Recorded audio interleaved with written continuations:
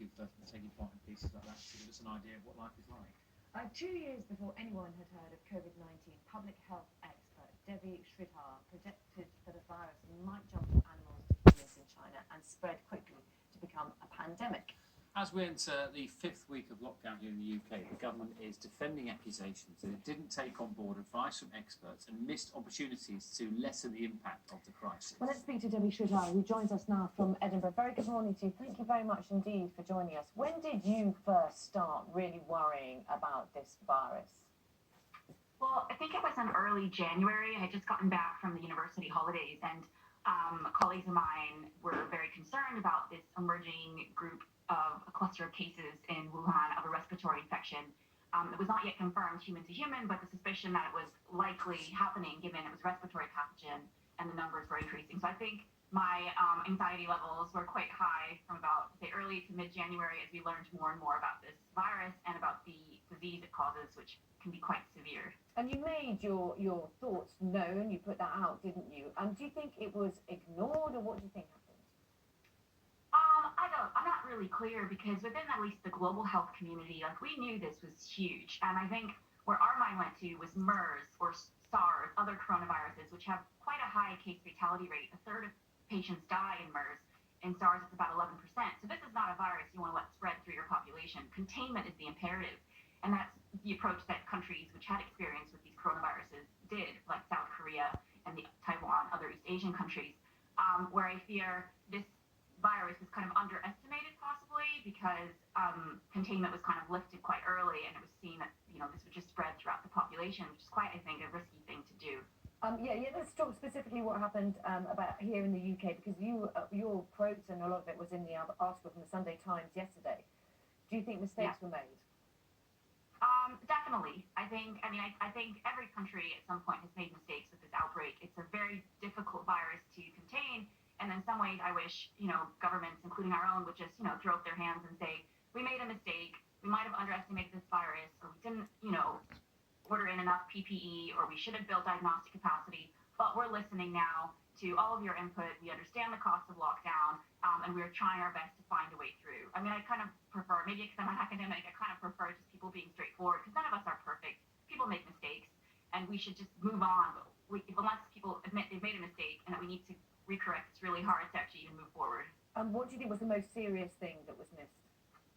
I think the two things were, first, on containment. There's a lot we don't know about this virus. We don't know if you can be reinfected with it. We don't know how long immunity lasts. We don't know if there's long-term health complications.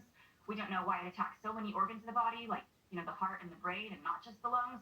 So I think actually just keeping numbers low in the short term should have been, at the front of everybody's minds, instead of actually trying to find, let's say, a more clever way out through thinking of, like, letting it go through the population. So first, but the second one regarding health workers and the health workforce is as early as March, when doctors were on COVID wards, they were not offered testing, and they were not offered adequate PPE for the virus and how actually dangerous it is and it would be to them.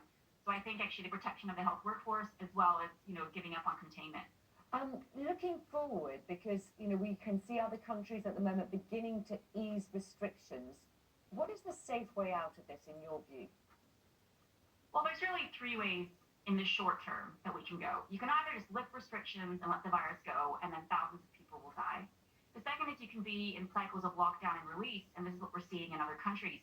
But this is a delicate balance between the capacity of your health services and how the virus spreads.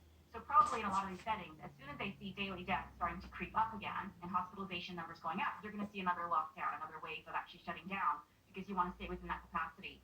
So I think the only real way out to lift restrictions without having to immediately put them in is to work towards what we call a test, trace, isolate strategy, which is test very widely. You need to be testing about 100 people for each case. So in the UK, that's 500,000 tests a day, given that yesterday we were at over 5,000 cases. It means actually tracing who they've been in contact with, particularly for the previous week, because we know you can have pre-symptomatic transmission. You can feel fine and be spreading the virus to others. We need to know who you were in contact with to let them know, and then, putting those people into quarantine. And so it's not perfect, but it's actually much better than just what we're doing now, which is quarantining everyone in society. And presumably that means a huge amount of testing capacity is needed. Yeah, I mean, this is actually actually essential to outbreaks, and other countries knew this from the start, because testing is not the solution. It's not a silver bullet, but if you don't have testing capacity, that's your bottleneck. Right now, that's why we can't go out and actually test all those with minor symptoms, and we can't, we struggle to test, for a while, even NHS staff or essential workers. If you want to know where the virus is and how large a problem it is, you have to test. So it's absolutely essential, and I'm glad to see we're building it up, but it's just, hopefully if we ever go through this, again, lessons will be learned. There'll be some positive coming out of this, and one of them will be that you need to build diagnostic capacity very, very quickly. Listen, it's really good to talk to you. Thank you very much indeed for that, Debbie Sridhar. Thank you. Fascinating